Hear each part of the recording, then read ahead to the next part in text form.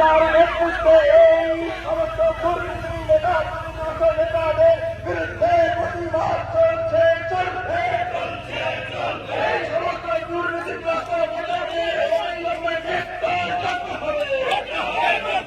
Police প্রশাসনকে বলছি এই দুর্নীতিগ্রস্ত নেতাদের অবিলম্বে গ্রেফতার করতে হবে। আমরা সমস্ত অধিকারীদের নেতৃত্বে আমাদের আন্দোলন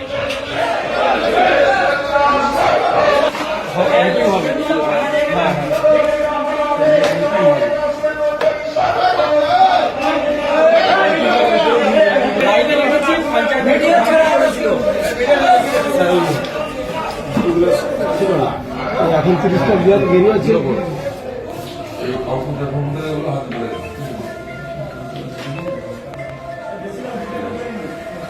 ছবি তুলে দিয়ে সব থেকে কমপ্লেনে লিখেছেন তো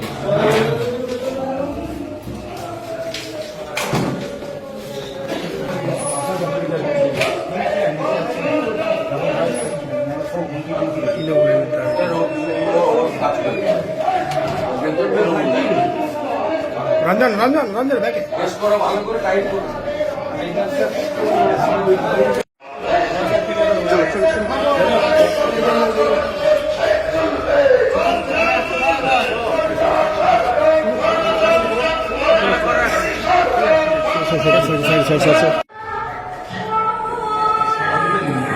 দোতলা ইয়ে করছে নিচতলা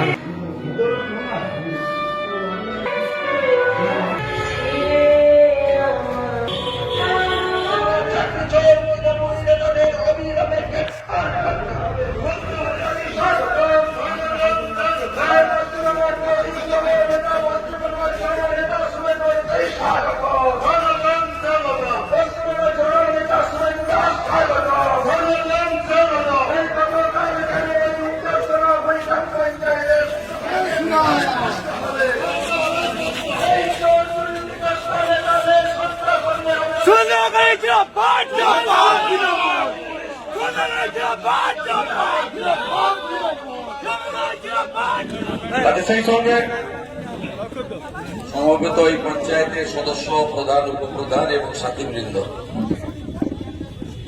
সরকারি সম্পত্তি কিভাবে তৃণমূলের তোলামূলের দুষ্কৃতকারীরা ভেঙেছে আপনারা সেটা দেখেছেন। আমি সেটা পরিদর্শনে এসেছিলাম।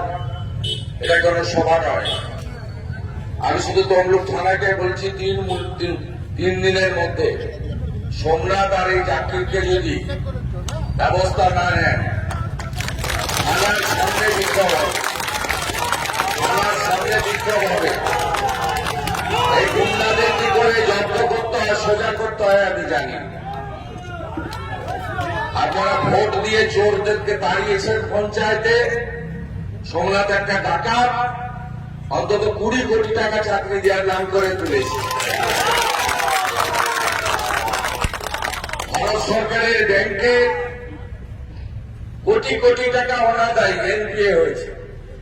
আমি জানি না, আমি ওর সম্পর্কে সব জানি। আর এখানকার তৃণমূলের যারা বিরোধী পঞ্চায়েত মেম্বার, বললাম আপনারা ভদ্রভাবে প্রধান উপপ্রধানকে নিয়ে মানুষের পঞ্চায়েত করুন। আমরা দলের পঞ্চায়েত চাই না, জনগণের পঞ্চায়েত চাই। আর এখানকার মানুষ এবারে পঞ্চায়েত ভোটে এত লুট হয়েছে, তারপরেও এই পঞ্চায়েত আপনারা আমাদের জিতিয়েছেন চোর মুক্ত পঞ্চায়েত করার জন্য। তাই আমি আজকে বেশি কথা বলবো না। আমাকে এখান থেকে ডেবরা এবং অন্য জায়গায় যেতে হবে। আমার কোন পরিদর্শনের কর্মসূচি ছিল। ভিতরে যা ভেঙেছে, চেয়ার টেবিল ইত্যাদি সমস্ত ছবি ভিডিও আমি তুলে নিয়ে যাচ্ছি। পুলিশের খুব কষ্ট। এফআইআর একটা করেছে সব বেলেবুল সেকশন লাগিয়ে।